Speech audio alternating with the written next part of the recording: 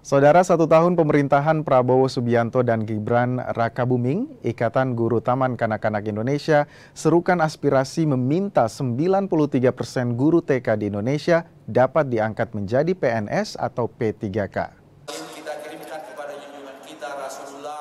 Dari data IGTKI, mayoritas guru TK saat ini masih berstatus honorer dengan penghasilan yang jauh di bawah standar kebutuhan hidup layak. Dari 329 guru TK di Indonesia, hanya 7% diantaranya merupakan ASN dan 93% lainnya berstatus sebagai honorer. Dalam Konkernas tahun ini, mereka meminta Presiden Prabowo Subianto untuk mengangkat 93% guru TK ke jenjang ASN atau tenaga P3K.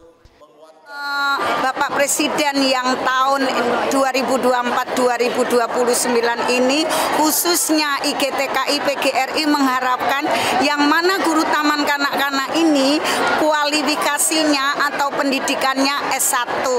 Namun karena memang kondisinya guru taman kanak-kanak ini keadaannya atau notabennya masih 7% untuk PNS, 93% itu non-PNS.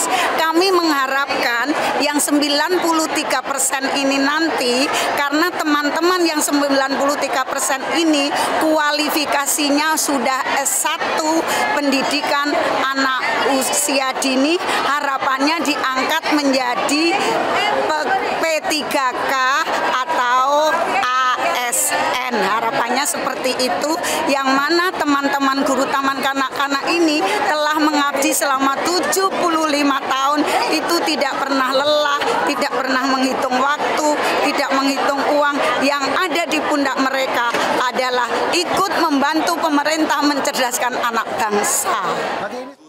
IGTI PGRI berharap aspirasi mereka menjadi perhatian dan menjadi bentuk komitmen pemerintah dalam meningkatkan kesejahteraan guru dan memperkuat mutu pendidikan anak usia dini.